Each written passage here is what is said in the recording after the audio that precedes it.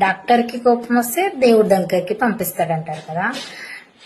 డ్రైవర్ని దేవుడని ఎందుకు అంటారో తెలుసా? అన్ని డ్యూటీల కంటే చాలా వరకు గమనించండి, డ్రైవింగ్ డ్యూటీ చాలా కష్టం. సింపుల్ అని అనిపిస్తుంది చూసే వాళ్ళకి. ఒక్క డ్రైవరు పని చేయాలంటే ఎంత కష్టం ఉంటుందో నేను చెప్తా వినండి. ఇప్పుడు డ్రైవింగ్ చేస్తున్నాడు అనుకో, కాళ్ళు, చేతులు, కళ్ళు, మైండ్, చెవులు అన్ని పని చేయాలి. బాడీలో ఉన్న పార్ట్స్ అన్ని పని చేస్తేనే డ్రైవింగ్ డ్యూటీ చేస్తారు. ఒక్కటైనా మిస్టేక్ చేశాడనుకో యాక్సిడెంట్ అయిపోద్ది, ఉన్న ప్రాణాలన్నీ పోతాయి, ఆయన నమ్ముకున్న ప్రాణాలన్నీ పోతాయి. కాబట్టే డ్రైవర్ని దేవుడని అన్నారు. ఎందుకంటే రైతు రాజేలాగో డ్రైవర్ దేవుడు. అవునో కాదో కామెంట్ చేయండి. నాకు తెలిసిందైతే నేను చెప్పాను.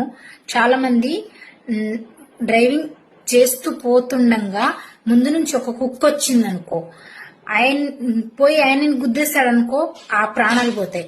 బై మిస్టేక్ చేసి వెనక వెహికల్స్ వస్తుందనుకో అది ఏం చేయలేడు. ఎవరి ప్రాణాలు తీయకుండా ఆయన కట్ చేసుకొని క్రాస్ లో ఎలాగో అలా తిప్పుకొని బండిని పోవాలి. చాలా కష్టంగా ఉంటది డ్రైవింగ్ డ్యూటీ. చూసే వాళ్ళకే సింపుల్, చాలా ఎక్స్పీరియన్స్ అయినా ఉండాలి, లేకపోతే యాక్సిడెంట్లు అవుతాయి. అందుకని చాలా మంది ఇవన్నీ పొరపాట్లు జరుగుతుంటాయి కదా. అయినా కూడా ఎవరో ఒకళ్ళు నెగ్లెక్ట్ చేస్తారు, చాలా మంది పర్ఫెక్ట్ గానే ఉంటారు.